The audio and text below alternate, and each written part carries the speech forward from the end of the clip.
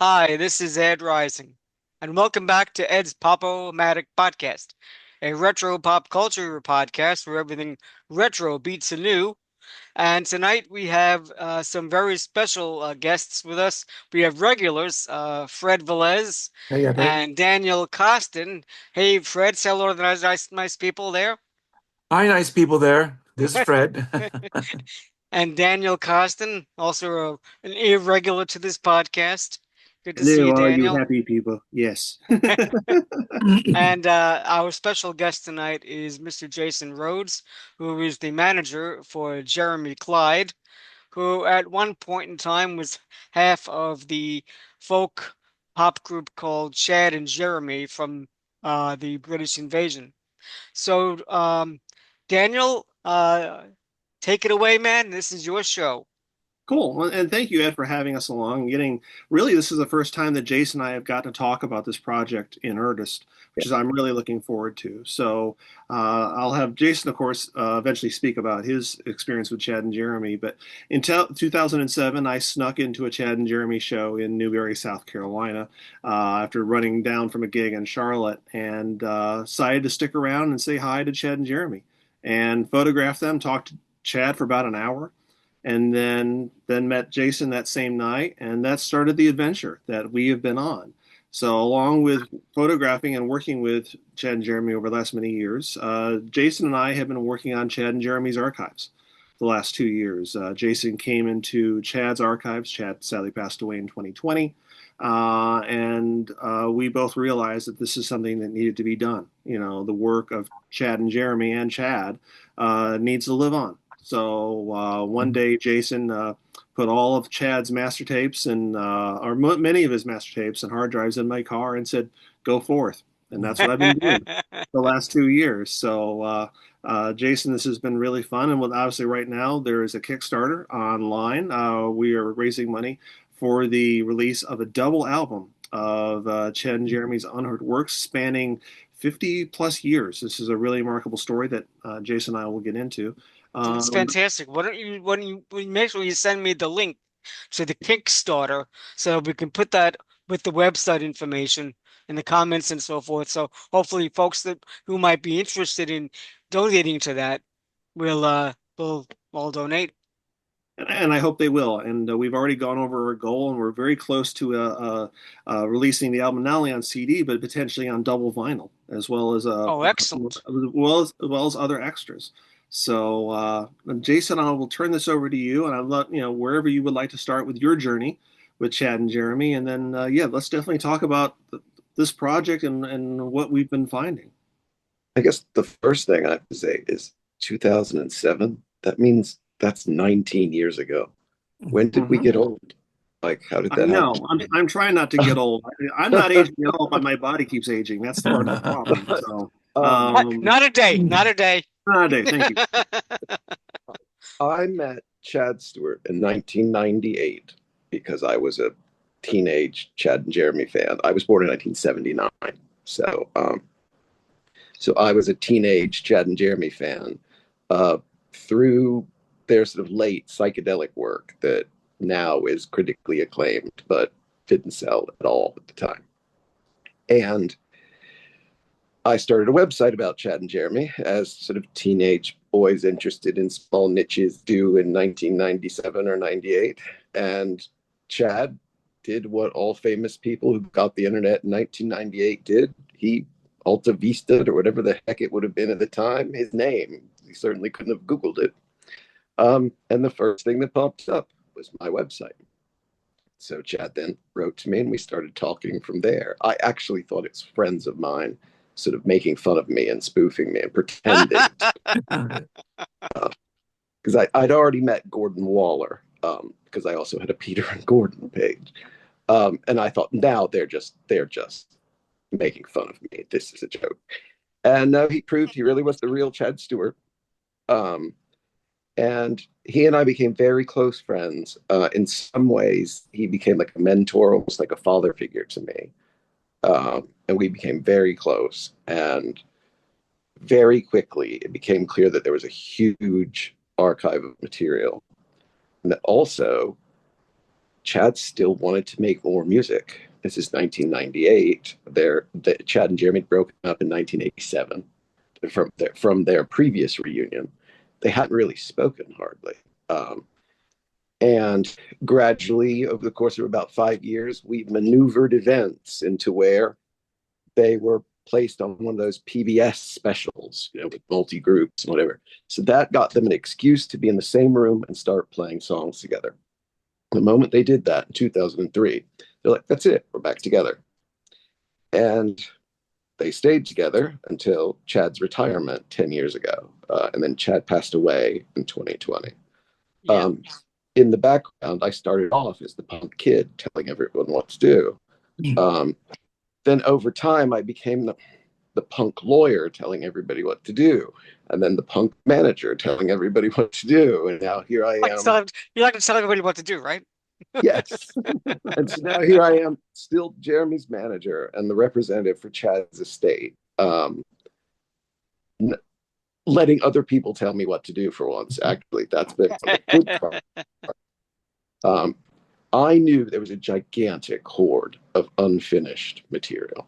I knew it. And in fact, 10 years ago, we put out this sort of career-spanning rarities collection. Itself now is this expensive rarity on eBay called All Good Things.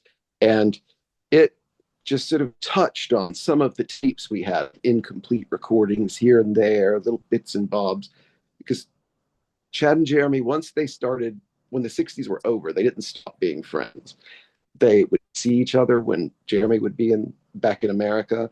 And inevitably, they'd end up recording a couple of songs or something because Chad always was near a recording studio. And so then what do you do with that? They didn't do anything with it. They recorded some songs, then they put them aside. The next time they saw each other, they recorded some songs. That was sort of what they did. And so these recordings, a lot of them were very much unfinished. And when we brought them back together, I was theoretically hired to do two things. One thing was to put out an archival compilation of, which I finally did 10 years ago, that All Good Things, of just unreleased rarities. The second was to clear the decks so that Chad and Jeremy could make their great masterpiece they always meant to make. Well, here we are. Chad's no longer been with us for 6 years. I was hired on to do that 28 years ago, and we're finally doing it. During the 2000s, they also recorded an album called Archaeology, which was them sort of re-recording their hits as if they knew what they know now in terms of recording technique or arrange. Right. Chad loved to sort of hate his arrangement, need to change it. And so Archaeology represented the ultimate of what the old songs should sound like. Then so the second From what I've read up on and listened to regarding Chad Stewart, that he was quite the arranger, that he was very involved in making very sophisticated harmonies and as well as instrumental arrangements. One of the things that we found in his archives, these things keep happening, and we call it the hand of Chadwick, where just things that we had no idea existed just sort of suddenly turn up since he's left us. Going through a box of paperwork with one of the people who's working on this project, a lady named Sophie Feldman. We're flipping through various receipts and things of Chad's, and I pull out a piece of score paper, and I recognize this piece of score paper because it's the original score to Yesterday's Gone. And that's their very first single. It's their very first recording session. It's the first of the songs, produced by John Barry. Rock photographer Garrett Mankiewicz at the time was Jeremy's buddy, Garrett Mankiewicz, who would like to take pictures of rock stars. And literally his first session was of Chad and Jeremy on their first day, which was July 31st of 1963. And I recognized this piece of paper, not just like, well, that must be what this is, because you can see in Garrett's photographs, Chad and John Barry arguing about the arrangement and Chad winning out. Like, very much was his own man from day one, to where there he was telling John Barry, no, we're doing what it says on this sheet of paper. And all these years later, 63 years down the road, we found that sheet of paper. That was just an astonishing but it's an example of like from day one, he knew what everything should sound like. For some people, I say that music is like math for some people, where it intrinsically makes sense to them. I'm a words person, but people who are good at math, like it just intrinsically makes sense. Well, Chad was good at math, if music is math, but like at a sort of a super calculus level, like it all just fit into his head. Um, but it also meant that he was so good at everything that he got bored very quickly and distracted very quickly. And so, as I said, these Chad and Jeremy recordings, we recorded in the 2000s some of these new songs, laid down some rough demos and things like that for this is what we're going to do for this next album. There was always some reason why we were busy doing something else, or we wanted to change this other bit or change this other thing. And here we sit. I knew that there was enough to make an album for sure. After he passed away, I discovered that there was actually a significant number of multi-track tapes going all the way back to 1977 survived. I definitely was not aware of that in his lifetime. He liked to keep secrets too. He loved to like keep you guessing about what existed. And so the earliest song that is worked on this project was recorded in September of 1977. And so that's 49 years ago. Right. And it's not just sort of a flat out, oh, we found this track, mix it and put it out. Next song, mix it and put it out. I know, Fred, I can see you're a big Monkees guy.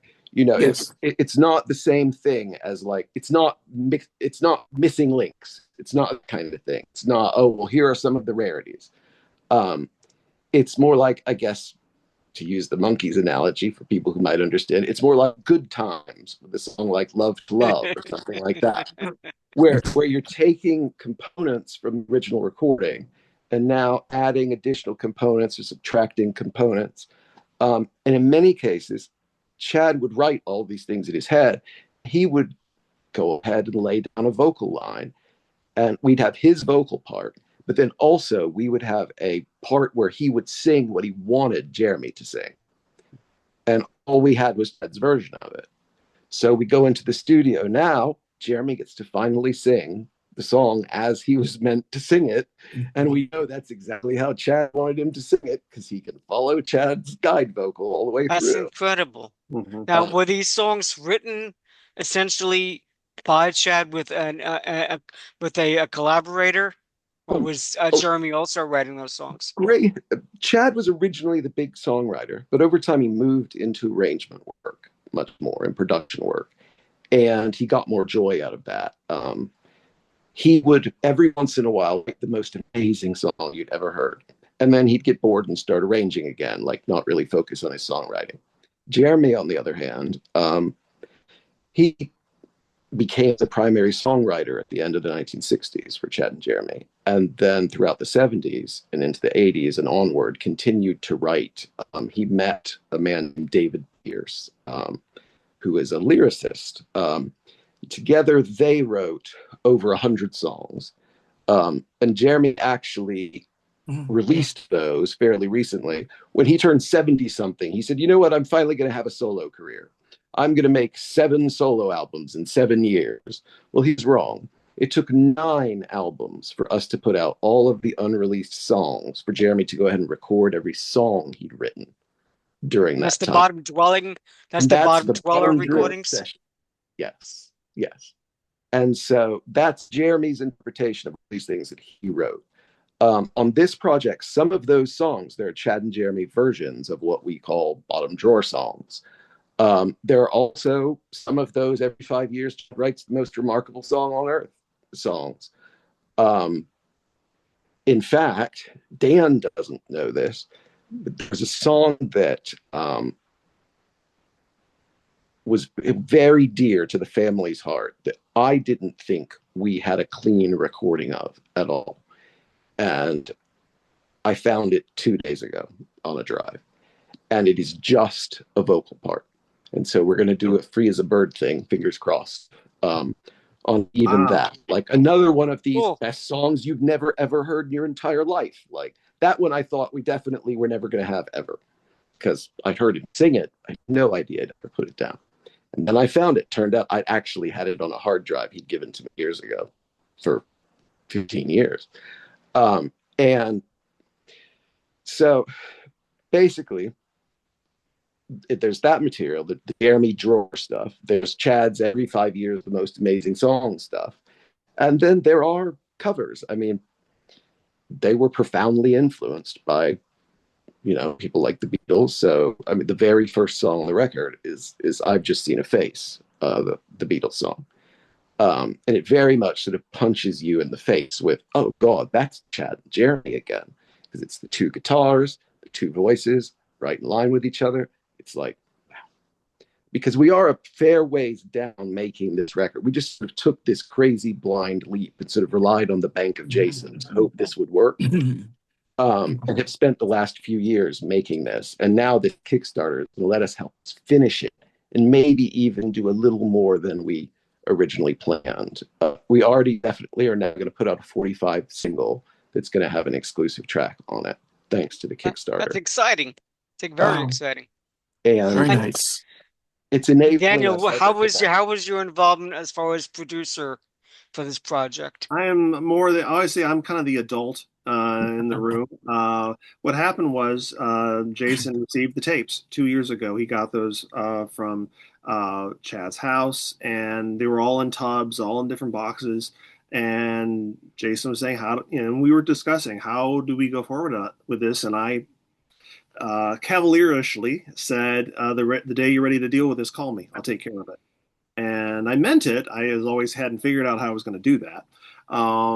But he called. I remember this. I was in Cincinnati. I was at the zoo, and Jason called and said, I'm going to be in North Carolina tomorrow. I said, okay. I'm actually driving home tonight. I will meet me in, I think we met at the Cracker Barrel in Asheville. And he proceeded to the world's strangest drug deal ever. Yeah. In Asheville, North Carolina, we secretly exchanged these tubs of tapes. Yeah. And almost immediately Jason reaches in the tub, goes, oh, I grabbed the wrong tub. Oh, wait, what's that? And we proceeded to pull out the Chad and Jeremy master tape for their 1970s album, which Chad had told, and correct me if I'm wrong, Jason, he had told you that master tape no longer existed. Correct. There's so much of this material that we're using that comes from before the 2000s, I was absolutely assured did not exist. And it was so carefully placed deeply away in a closet that was inaccessible that even his wife didn't know that the closet went as far deep as it went, and had no idea that there was just tub. Another person who's working with us on this project, a lady named Rebecca Prepke, was with me there dealing with the vast task of collecting all of Chad's musical material and bringing it to its new home. And she goes, I think this is actually deeper than you guys think this closet is. And it was like sort of the closet was bigger on the inside than it was on the outside. It just kept having bin after bin of definitely no longer existing, according to Chad, master tapes. And like I say, men like to keep secrets. He liked to keep people sort of guessing about what he had, what he'd recorded, what he hadn't. And so it was between a combination of him just forgetting and him deliberately hiding stuff. There was an astonishing amount of things that some of which I was familiar with from where it had survived on some tape cassette somewhere or whatever. But there's an astonishing amount of stuff even I wasn't familiar with. And shortly, so Chad retired in 2016, and we'd still not put out the ultimate album. And I would still go to visit him in Idaho, and I would make reference mixes of things that were on his hard drives. And he hated the way I mix records. Hate it. He taught me how to mix records, so it's his fault. I just mix differently. And he sat there and he goes, God, that's a Jason mix. Yeah, it is. It's for me. It's Jason mix. And he goes, you can put all this stuff out if you want. I'm like, really? And he goes, yeah. I mean, to be honest, the caveat is just I don't ever want to hear it. Do it after I passed away. Because he didn't want to hear Jason mixes, basically. And so we knew that we needed to do something with this material, and we're going to, and had Chad's blessing. What we didn't know was just what we were in for in terms of how much material there was. And that's something Dan has, particularly with some of the obscure format multi-tracks, been very helpful with. Chad was big on, there's a new technology, let me use it, and then get bored with it. And God, there's probably 17 or 18 different formats of material that we've gone through. It's everything from 2-inch master tapes.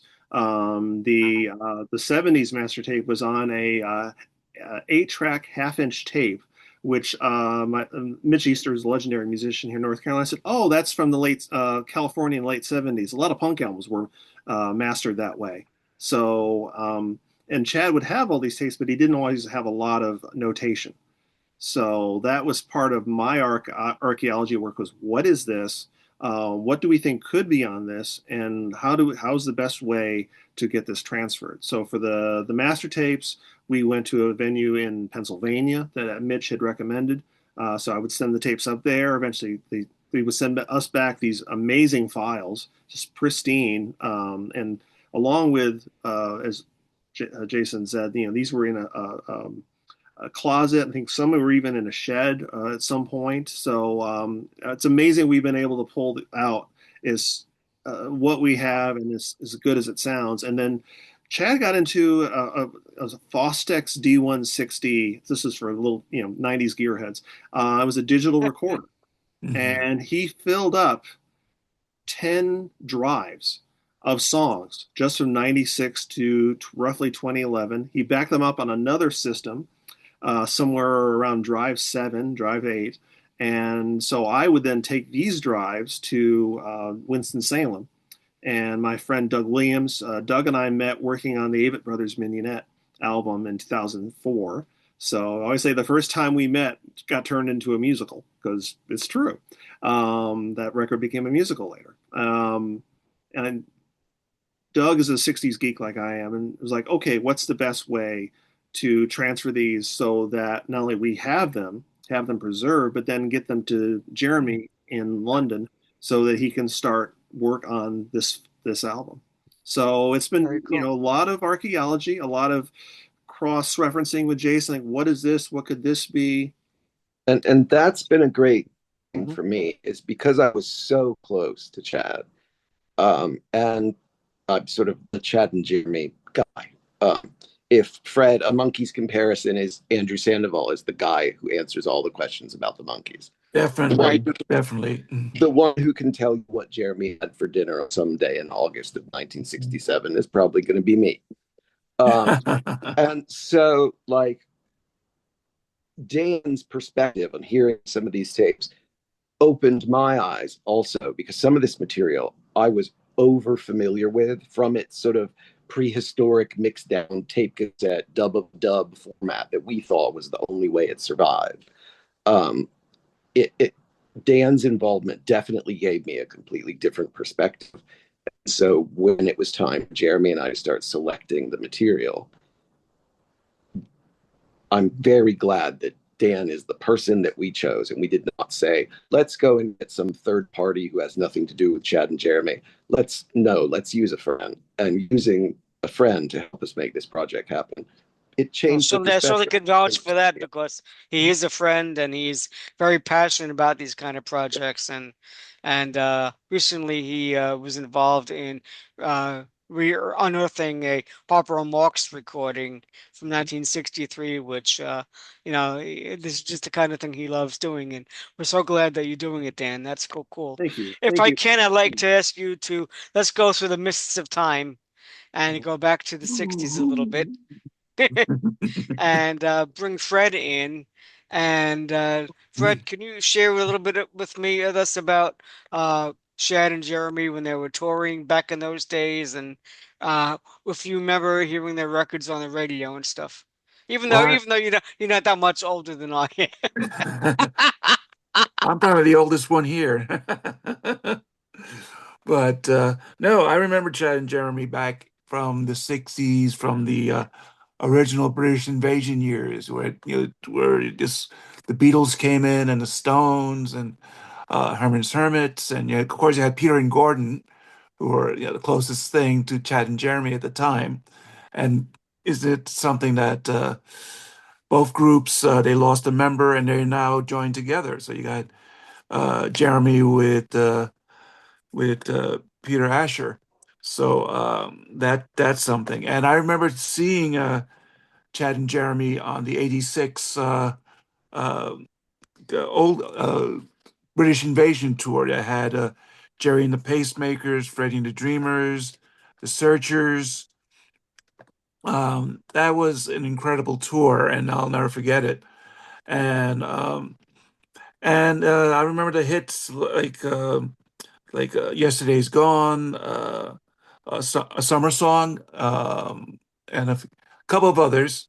And I remember them appearing on shows like Dick Van Dyke. I know they appeared on the Patty Duke show, and of course the big one, Batman, the 1966 Batman series, where they were the main focus point in the show with Catwoman, Julie Newmar. Wow. So, but yeah, and I just want to point out I have a couple of Chad and Jeremy in my collection. I have this greatest, the very best of Chad and Jeremy, which has those songs. And one of the songs I noticed there was No Other Baby, which Paul McCartney covered in his Run Devil Run album. And this album, I think Jason will know this one, Before and After. And I was listening to it again today and it was like, wow, these are really great songs. And Chad and Jeremy were more like sort of like folky pop, sort of like what Peter and Gordon were doing, and sort of in the same vein as Simon and Garfunkel. And I mean, So they it's, very much were Peter and Gordon, and at the time it was Gordon and Peter. Um, Gordon and Peter and Chad and Jeremy knew each other. And in fact, Chad and Jeremy were discovered and signed by John Barry in 1963. And it meant they no longer were available to do their lunchtime gig at a coffee bar called Tina. And Tina was very disappointed. She said, "Is there anybody else you know that could fill this spot? You guys are perfect, just the two of you." She says, "Well, there's my friend Peter Asher. He's in a duo called Gordon and Peter." And lo and behold, Peter and Gordon, followed, took Chad and Jeremy's lunchtime slot at Tina's before, and then 6 months later, they were all in the charts. But they were, and Jeremy will say, and Chad always said, they were enormously lucky because they were more of a folkish sort of sound. In fact, Yesterday's Gone first creeped up the American country regional charts before it hit the pop charts. And so their sound was not sort of Mercy Beat or that kind of thing, or that sort of Rolling Stones grinding rhythm and blues stuff. There was no Eric Burden involved in the making of a Chad and Jeremy record. If you know what I mean. It is a very sweet and folky sort of sound. And they basically say because the Beatles became so huge, that meant that everyone with a British accent had a chance. And they were just Yeah. swept up in it and became a part of it because they had British accents, even though they were sort of folkier. And one thing, Fred, you said that Batman is the big one in terms of their TV appearances. It almost wasn't, because they met in drama school, and Jeremy is still an actor. And so they got used on all these programs. And NBC had the idea that they would make a pilot of a TV show to try to make Chad and Jeremy into a weekly TV show. They did that. They did a backdoor pilot on a show called Rhode, which was a Western. And Chad and Jeremy were going to be sort of musicians stuck in the Old West, left to their own devices, abandoned by their management, getting out of jams, things. And NBC at some point told Chad and Jeremy's manager, well, we've worked on this, and there's also this other pilot of you guys being World War I aces, which that was not going to happen in 1966, given the Vietnam situation, but that was sitting there in the hopper. And NBC told John Hartman, said, "John, we've got too much teen programming. we're canceling this Hullabaloo show, and we just signed this other show that's sort of like the Beatles in a beach house, which is the Monkees. So basically, you could be the Chad and Jeremy E guy, like, but for the grace of NBC's programming decisions, they were this close and they missed out. So. And actually, That's one question: have you ever seen the Laredo pilot? Does it still exist? Oh yes, it aired an episode of Rhode. Wow. And it's fascinating. And although you can see that it would have constrained them because it was set in the 19th century. So then how do you stick these pops off? How do you do monkeys romps in that context? And especially, this is 1966. The music is getting more and more layered and more developed. And Chad and Jeremy's last two records in particular, of Cabbages and Kings and The Ark, are enormously sophisticated, complicated things. The Ark, which is sort of the reason I'm here, is he was so brilliant that it made me like Chad and Jeremy devotee, was for many, many years Columbia Records' biggest financial failure of all time. To me, it's one of the best records ever put out on the label, but it got Gary Usher fired. They spent so much money. Like infamously, that and the Notorious Bird Brothers album, both were being made basically concurrently.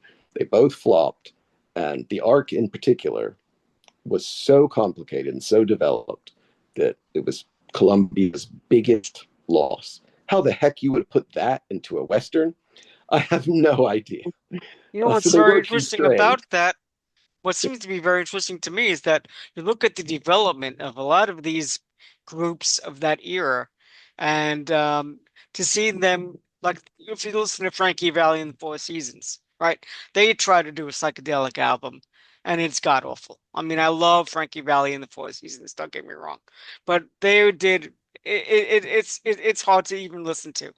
But I listened to this the other day in preparation for the podcast. I mean, I knew of Chad and Jeremy from back in the day, and from listening to oldies radio and so forth. So I knew who they were and this and that. I wasn't as well aware uh, of their discography until Daniel and I became talking about it more and more. And so I did a little bit more research on it, and I was listening to some of these psychedelic albums. Was it the Cabbage and something, Oh, the and the Cabbages and Ark, Kings. Yeah. Yeah, I love that record. and there's a song. I'm not sure if it's from that album, the one other one, but it's called "Rest in Peace," which That's is the one song Chad absolutely wrote on that album. Yeah.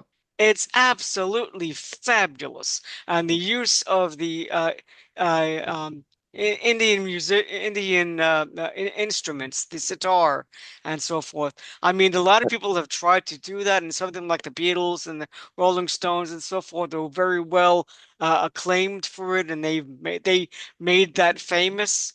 But here's this wonderful record that like you said, these last records just didn't do so well, and people should hear this. It's a tremendous song. And all of that you hear, basically, if it wasn't a string part or the union didn't require someone else to play it, that's Chad. Wow. Almost in all that sitar stuff, he got a sitar, he learned how to play it. That was that. It's He's a simple, musician, man. He's a real easy, musician, this guy. easy. And you yeah. talk I about like Ah, the the Monkeys more experience being yes. like a barely, like, just missed it. Of Cabbages and Kings was finished and sitting on the shelf in April of 1967, and Columbia didn't know what the hell to do with this psychedelic thing. Sergeant Pepper hadn't come out yet. So then after Sergeant Pepper comes out, they go back to Columbia and say, now will you please put our record out? By the time it comes out in September, it seems like they're copycatting. yeah, It yeah, was completely finished because yeah. everybody was sort of in synergy moving in that direction. But yeah, of Cabbages and Kings, if you go and listen to it now, that was Could you done imagine without if that came hearing out Sergeant Pepper. first? Yeah, Wow. yeah, Yeah. Again, yeah. tiny spots. Another near miss for them is they met a singer-songwriter who was struggling and not really making any money, and had put out a couple of records that had flopped. And he was over in the UK spending time with various other musicians. And he played Jeremy a series of songs that he wrote, and a couple of them blew Jeremy away so much he flew Chad in to record these songs. And the record company said, "Okay, but record a few other things so we can have songs for an album." Okay, fine, great. So then it came time to put out the single. They said, "You know what? We actually don't think we're going to use that singer-songwriter song. We're going to put out one of Jeremy's, a song called Ballad of a Teenage Failure," which lived up to its name. It bubbled under at number 119 for a week. The song from the singer-songwriter that they were given and were told, "You take this, we won't record it until you put it out," was Homeward Bound, written by Paul Simon. They could have been the Monkees. They could have had Homeward Bound first. They could have put out Cabbages before Sergeant Pepper. Like Right. and a lot of these things like that, those kind of events would almost sort of break up bands. Like it would be sort of devastating events or whatever, or make you jaded about the industry. And one of the lovely things is I really lucked out. Chad and Jeremy, like Chad wasn't and Jeremy isn't. They're not like that. They're just normal people. You know, what's And I worked. interesting about that song, about Homeward Bound, their recording of it, is that it's essentially a very similar vocally, the same arrangement as Simon and Garfunkel, but they have this incredible electric piano that plays over the song. And so I was like, wow, this is really good. I really enjoyed that. And that's Chad taking what they saw of Paul Simon sitting on the sofa and layering just a touch on top of it. But no, it's incredible the amount of groundbreaking work we're doing that just wasn't coming out or coming out in time. And like you said, there are some very embarrassing 1960s dips into psychedelia and places like that in those sort of areas. I'm a big Frank Sinatra guy, and whoa, Nelly, is there a Mrs. Robinson? Yes, there is a Mrs. Robinson. It is not pretty. So a lot of people tried to be really cool or stay cool. Some of the other 60s groups had varying success. I'll say Jerry Marsden and Billy J. Kramer both put out sort of psychedelic singles right about sort of 67 that were fantastic, but couldn't find a sort of market. And some of the other bigger people still had markets and were just putting out garbage because it was far out and groovy. And a lot of the good stuff didn't get heard for decades. By the time it got heard, it was people like Dan and I dragging it out of record bins in the 1980s and 90s. Yeah. You know. When I first met Chad and Jeremy in Newberry, all those years ago, one of the first things he said to me, he says, like, "Yeah, we still owe money to Columbia Records." But they were definitely, yeah, still do. Yes, that's right. But I mean, they performed "Rest in Peace" in that second set, and they continued playing that song until Chad retired. They were very proud of those records, and justly so they should be. Yeah. And in terms of things like that album, Cabbages and Kings, the second side of it is all this one song, theoretically, that's the Progress Suite, that has like two vocal sections and then three major instrumental sections, or it's the other way around, three vocal sections, two major instrumental sections, which is Chad's excuse to sort of run around with the Firesign Theater and make noise and hoop and holler and do all kinds of crazy stuff. Graham Nash came to one of the sessions and said, "God, how do you guys work like this? I could work like this. This is insane." Like, and yet it's controlled chaos. Yeah. But that song, it's called the Progress Suite, and the main song is called Progress, one that Jeremy wrote, that they performed on tour, and Jeremy does sometimes solo now. Chad turned this 4-minute song into this 25-minute song. And Wow. the reviewers, when it came out, wrote, Chad Stewart has done in 25 minutes what Paul Simon could do in 4. And Chad continued to think that way. There was a song that he worked on for a number of years, decades, really, called Dr. Livingstone. And we had a 1985 version of it. We had a 2000s version of it. And Doug and I just kept digging. It was like, okay, I think there's different versions of these on different drives. And eventually we figured out that the song was 4 different sections. And they were in 2 different places, actually even 2 or 3 different places on the drives and tapes we had. So when we finally got them all together, Jason and I called each other and said, "Oh my God, this all makes sense now." It was like, And there was yeah, a pickup piece that's this a cappella intro that mhm, sort of makes the whole song make sense, which you'll all hear when the album comes out in a few months. Um, that a cappella pickup piece we couldn't find anywhere, and I'd never heard it. I knew that there was supposed to be this piece at the beginning of the song, and it just wasn't there. And amongst the tapes Doug was doing, there was smack in the middle of two takes of a totally different song, a wild track that was exactly the a cappella intro that we needed. Um, Wow. but yeah, and that song, Farewell, Dr. Livingston, was sort of like Chad's great white whale. Like he never could do it because you were limited in the 80s to 96 channels, to 96 tracks. You needed more. Yeah, sure. We've dialed it back a notch and kept the core of the song, but that's one that really does show off Chad's genius in terms of an arranger and almost in a good vibrations, Brian Wilson-y kind of way, like where it moves from Yeah, section. yeah, yeah. That's the way it Very sounds. cool. That's the way it sounds to me. Like you were putting together all the tapes of Brian Wilson's Smile mhm. This album. is, yeah, I mean, and some of these things also, like Jeremy's songwriting, very direct, especially songs he's written himself.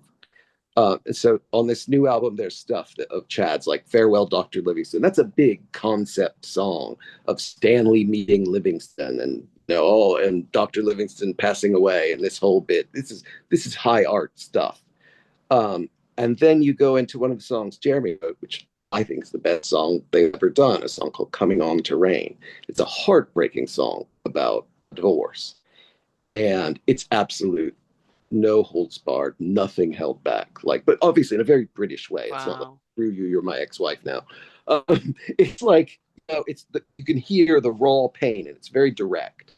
And so you go from this high art stuff to this very direct emotional stuff. People used to ask me what my favorite Chad and Jeremy record was, and this was the meanest response, the truest. I had to say it's one you guys haven't heard yet, and now that's going to be corrected because all of these songs are getting finished and will finally be heard. Coming On to Rain will sit next to Farewell, Dr. Livingston. And there are a few surprises. Even there's a cover of a David Bowie song on this album. I won't say Wow. which, but Chad and Jeremy do David Bowie, and yet it makes total sense.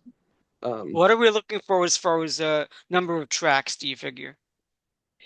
so the moment we have 24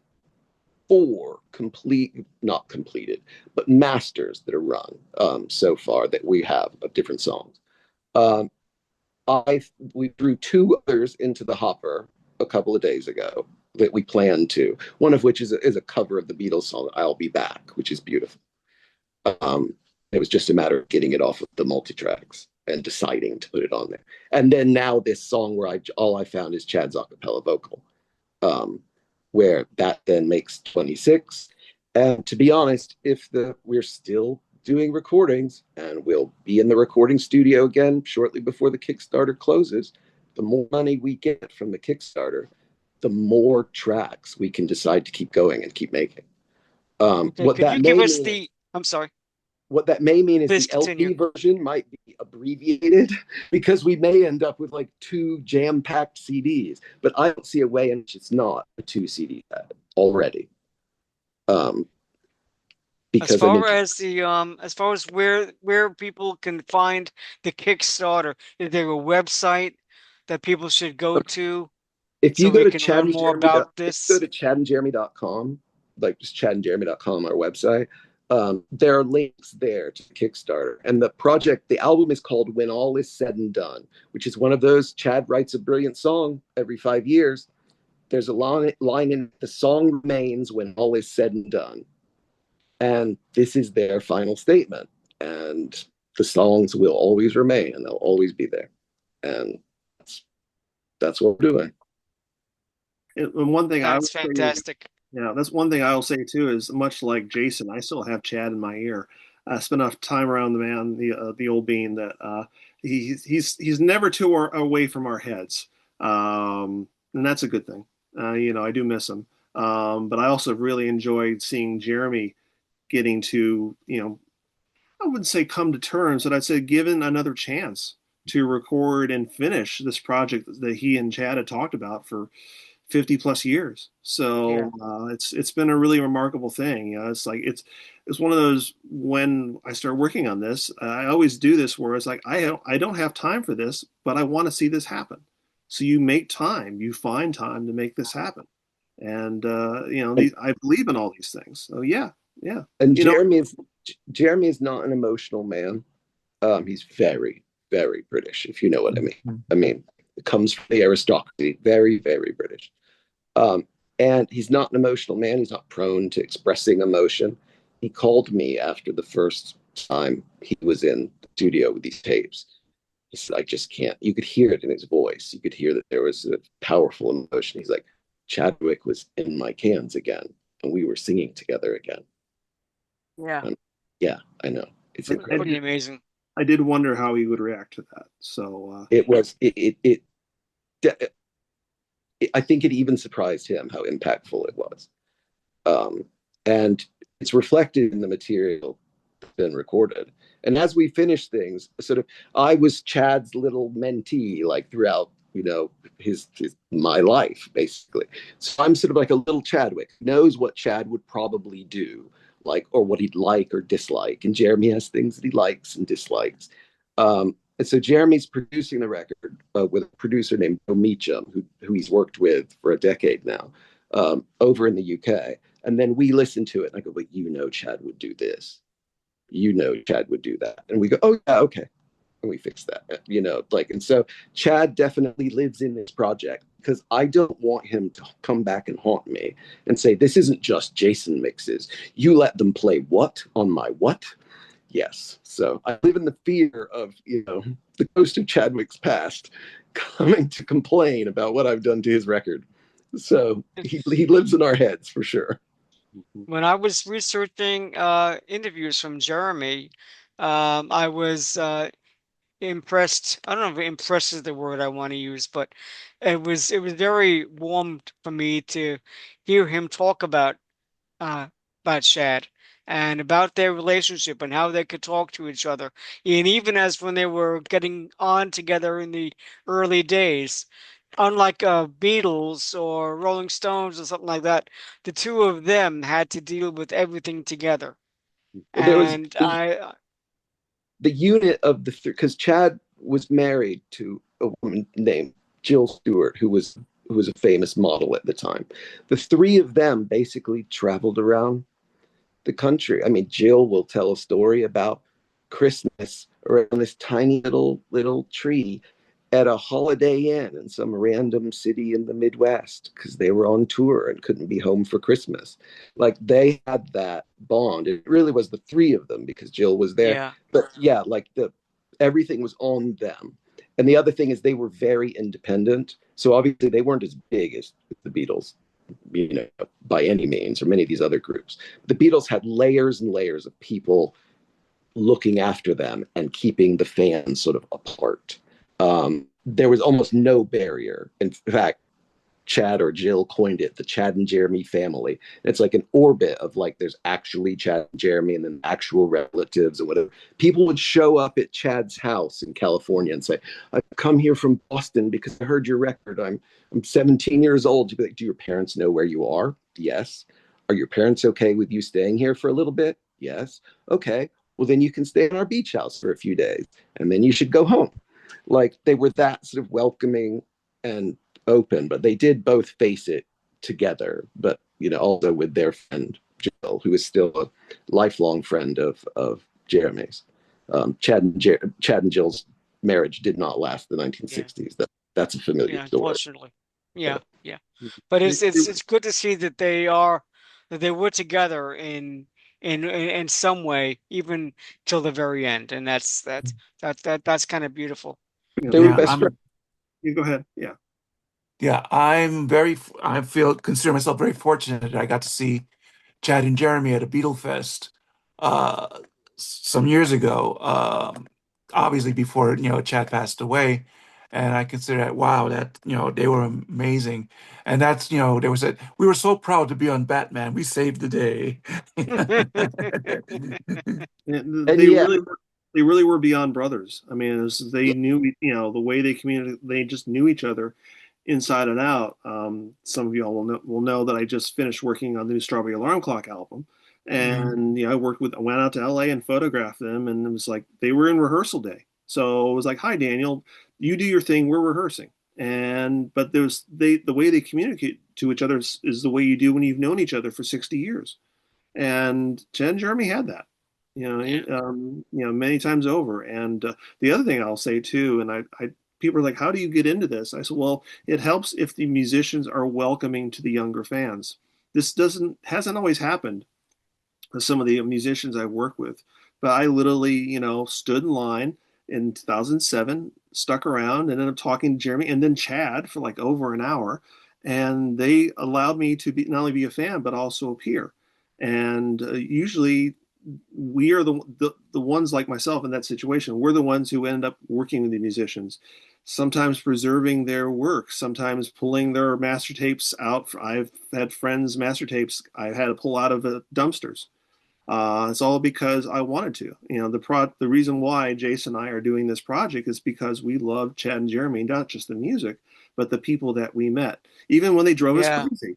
and this And they still Yeah. drive us crazy, yes. like But without the young fans, this project would be impossible. I mean, I was 18 when or 19 when I met Chad, and he treated me like a peer. Dan, I guess you were probably in your late 20s or yeah, so, or early yeah. 30s. But automatically you're a peer.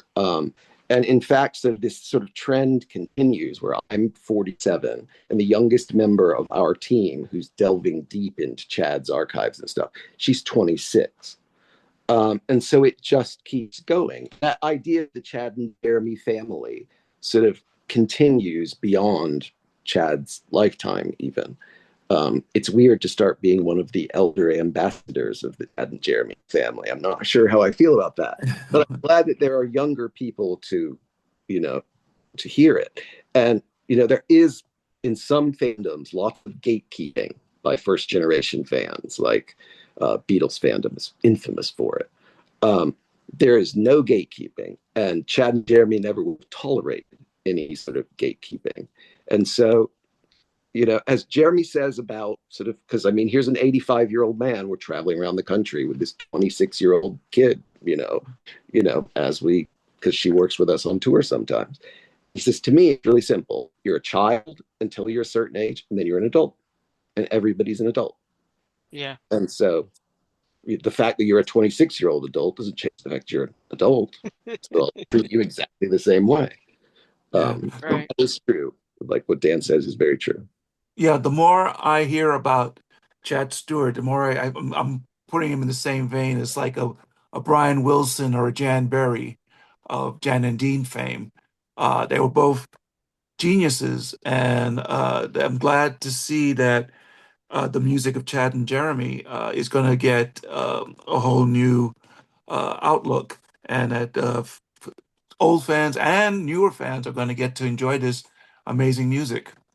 And there's Yeah. more to come. There's more to come. There's the 70s album that we mentioned. There's their work in the 80s, which we've been able to find in full. And then there's all the work from, Chad's work in the 90s on till the 2010s. So It's we're really looking at more projects than just this one that you're working on now. Are we This seeing? got us the ability to transfer these tapes. Like Are we? this project gives us the excuse. And Mhm. from then, there's a broader story that in time we would like to tell. In fact, depending on how successful the Kickstarter is, there might be a point at the Kickstarter in which I say, you know what, now's one of those archival projects. Let's start on that. Right. And maybe even put out some more. There is in the Kickstarter, there will be a single CD of some of these tracks as they were found in their demo form or in an earlier iteration, sort of how we knew them. Like the I've Just Seen a Face that I've talked about. You'll be able to hear all the Chads. It's just a big sort of line of Chads on this demo with just two guitars. Which obviously we then took in the studio and put some jimmies in there and changed some guitar parts and did the rest. But already there's some archival aspect to that. But the idea, yeah, is now that we've got it, let's see what else we can do next with the older material, as well as making this last final statement. Are you looking for someone to write liner notes or maybe even write a book? Jeremy is very much against the idea of there ever being a book. And to an extent, Chad was, although he started to write a memoir and then decided it was a bad idea. And it's because they want the music to stand separately. A lot of times, well, I worked with some artists who, can drive you up the wall, and including Chad Stewart could drive me up the wall. So what if I admired Chad's music, didn't like Chad? That wasn't the case, but there are artists where it's like that. They're temperamental artists. Okay, I'll name one. Mike Love is an artist who I think has great talent. I think he's a horrible human. I just do. And you have to separate the art from the artist. Well, we've never ever had to do that, and that's been a great privilege for us. Is that the artists are there, being brilliant, doing their thing, and also just being normal people. But they don't want their story written out because they don't want their personal lives to be exposed, if that makes sense. Not exposed, but sort of gone through. There's no Mike Love stories in their past. Do you know what I mean? But still, I get it. Jeremy was shocked when Marianne Faithfull put out her biography many years ago. And she mentioned the fact that she had a alliance with Jeremy. And she gave him great reviews. So he was proud about that. But he was like, that's my... We'd rather keep it to ourselves, private life. Why is this in the book? So I mean, they're both, especially Jeremy, very, very private people. Jeremy was he was at Queen's coronation. He was the grandson of the Duke of Wellington. His father was in the film business. They hung out with people like, they called Frank Sinatra Uncle Frank. Jeremy's mother was very close with Frank Sinatra. It was Uncle Dean, Uncle Frank. They knew people like Mary Pickford, all these kinds of people. Like they knew the world of celebrity and knew that you needed to protect yourself from a very early age, and they would like to keep those sort of barriers. And Jeremy also, to be honest, his brother Jonathan is the Jonathan Clyde you see in credits for various Beatles projects over the course of the last few decades. People are big into the Beatles. Well, that's Jeremy's brother. Jeremy has no interest in talking and would consider absolutely a complete violation for him to be expected to talk about his brother's work or anything like that, with the Beatles. Like, his privacy is so important to him that sort of writing a book, there are great stories. Unfortunately, they don't want them written down in books. So they just need to live in oral history. Yeah. Got it. I also think, Daniel? they want the music to stay in front. They want to stay in music and stay in front of people, and ultimately let the music tell their story. Absolutely. I do understand that. One of the first conversations Jeremy and I had when we were shooting the Reflection Live album in 2010 was we talked about Jane Asher, and he looked at me and said, "Jane is class. She will never tell her story." And he had so much respect. He still does. I'm quite sure of that. Has so much respect for her, and she's okay. She's to this day is okay letting her work lead and tell the story. And Jeremy and Chad wanted to do the same. Very Right. cool. Very cool. Yeah, Jeremy doesn't want to so- be known as the guy. Jeremy doesn't want to be known as the guy who Marianne Faithfull gave great reviews to. He wants to be. I understand. I got it. Okay. Yeah. I first saw Jeremy tell that story at Beatlefest in 2018, and Jason, I do not know if this is true or not. Like, Peter kind of threw that at Jeremy during the show, and Jeremy took a pause and said, "Well, as an actor, good reviews are so important." And I didn't know if he improv the line or not. I was on the floor in the back. I was just like, nailed it. Like Peter did ambush us with putting that in the show, and it's glorious, and it stayed in the show like in its previous format. Peter and Jeremy are now doing some shows again, and they used to have this sort of multimedia presentation alongside. Now it's more focused on the music, and the sort of big presentation isn't there. So you no longer get to see Peter gleefully tell the story about Jeremy and Marianne Faithfull's book. Like Peter took great delight in that. But yes, he did ambush us with that. Not So quite on stage. are Jeremy and Peter planning on touring uh, this year or next year? Well, we just did a handful of shows in California, and Jeremy's got some of these commitments for this record and a few other commitments in the UK. And Peter has some of his own commitments and has had some health issues. We had a tour that we were supposed to do in May that Peter broke his leg, and the entire, Oh, the 12 days Oh, okay, it yeah. scrapped. So as people's health and schedules line back up, we very much are open to and are talking about when those windows would be to have Right. more dates with Peter, because it's Well, really enjoyable. if it happens, I definitely want to be there. I had the pleasure of seeing Peter Asher at the Fest for Beatles fans about 2 years ago, and that was pretty great. Yeah. And I so actually anyway, did. I wish them luck. I wish them health and luck that they can do whatever it is that they want to do as far as artistically or family wise and so forth, so they can enjoy this time and be appreciated for this music that you're trying to put together for everybody. right. I got to do their promo pictures in 2018 at that fest for Beatles fans, and yeah, it was we somehow got all the photos done in 10 minutes at Peter Asher's hotel room with backdrops that had been sitting in my trunk for the whole week. But that's why you do it. You want to Yeah. work with Jeremy Clyde and Peter Asher. You want to work with Cool. Chad. You want to work with these artists that I mean, these are class acts as they people. Like, really are. I'd say I massively Sure. lucked out. I could have ended up working with Peter and Gordon. I did know Gordon before I knew Chad. I still would have massively lucked out because they are, although Gordon had his own demons and his own problems, um, especially involving alcohol. They all four very much class acts, incredible, thoughtful Yeah. people. Peter is just a genius, like the Mhm. way his brain Yeah. works. It's fascinating to watch him just sort of stand there because you can see that all these cogs are running and all these things. You just wonder what is that internal monologue like? Like what all is Yeah. happening? Yeah, So Really. I had the opportunity to meet Peter and Gordon at one of the Beatle Fest, and Peter Asher at one of Mickey Dolenz's shows, and I got this signed at the Beatle Fest by both of them. Oh, So I'm nice. glad. So this is very precious to me because I got both of them, which is mhm. great. And if Peter Asher is watching this regarding Jeremy Clyde, nudge, nudge, wink, wink, say no more. I'd love to photograph some more of those shows. Definitely. Absolutely.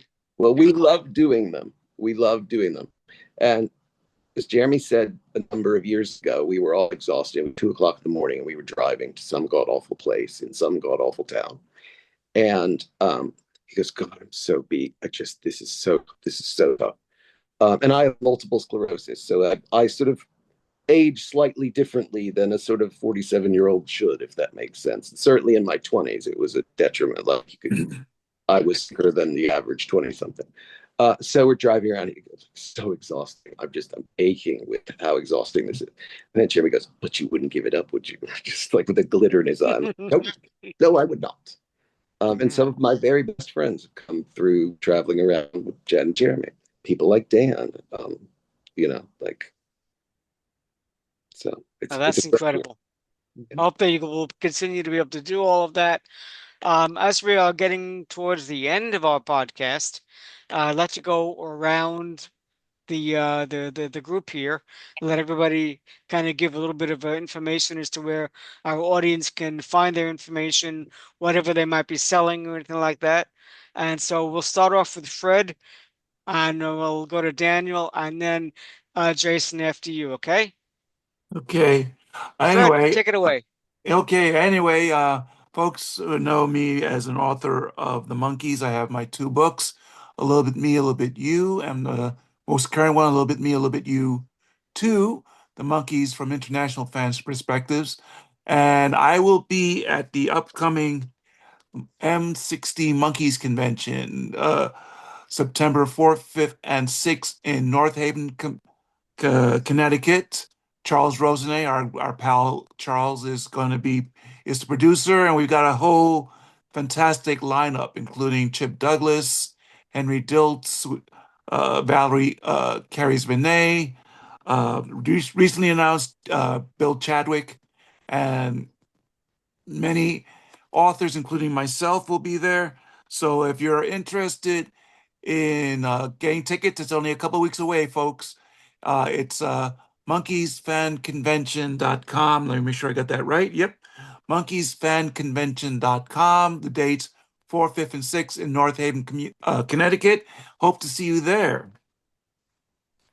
Okay, Daniel. Hey there, I'm Daniel Coston. Good to see you guys again. I have way too much going on per usual, but I'll tell you a little bit about it. The Circle album I produced, Revival, is now out on vinyl through Big Stir Records, as is the Strawberry Alarm Clock's first new album of new songs since 1969. It's called Where's One. I brought them to Big Stir and oversaw the visuals. And as a young fan, or a longtime fan of that group, it was a real joy. It's out now through Big Stir Records. He mentioned the Harpo Marx record that I co-produced. It is out through Ramsur Records, called Harpo Speaks: The Riverside Symphony Concert, a true one-off and a stunning record that I had the pleasure and pride to. There it is. Thank you, Fred. Pleasure and pride to bring that to the masses, and I feel about that the same way I feel about this Chad and Jeremy project. I did just finish work on the editing a friend's Beach Boys book, but I didn't have to deal with any of Beach Boys personally, at least not this time. So there you go.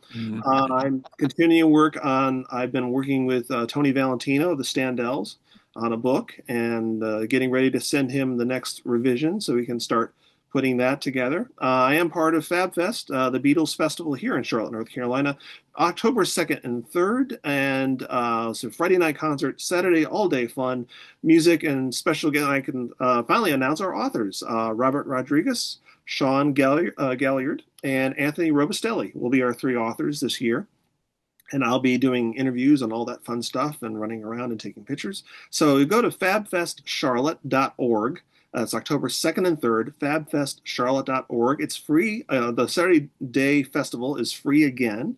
Thank you to everybody involved. And always come out and say hi. Always come say hello. And maybe I'll produce your record in 20 years. So I'll see you on the road.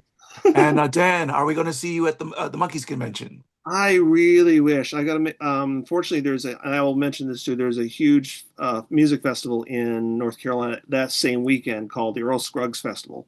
And I knew Earl. I work a lot with the Earl Scruggs Center, and it's that weekend. And the band I've been working with off and on for 25 years, the Avett Brothers, are headlining on Sunday.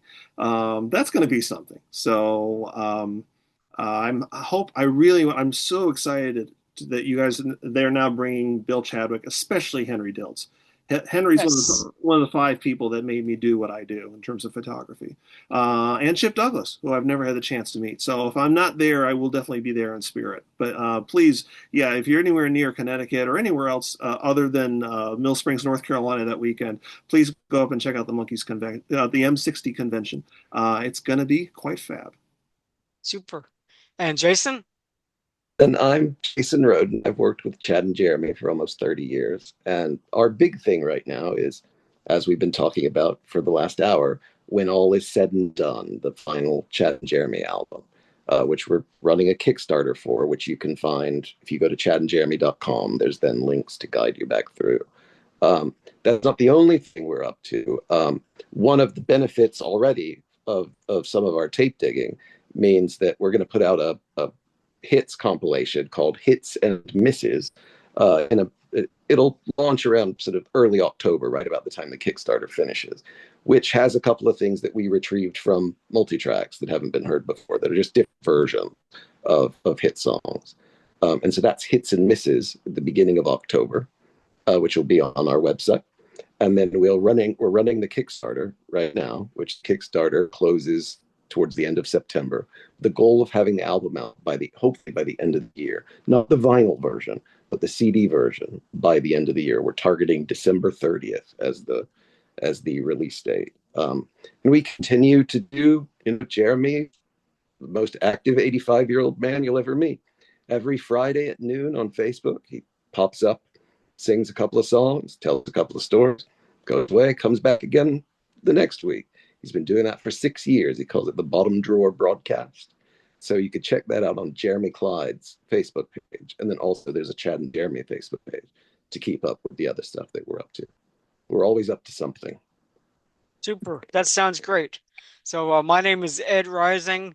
Our podcast here, the Ed's Pop-O-Matic podcast. You can find it on Spotify and other streaming platforms.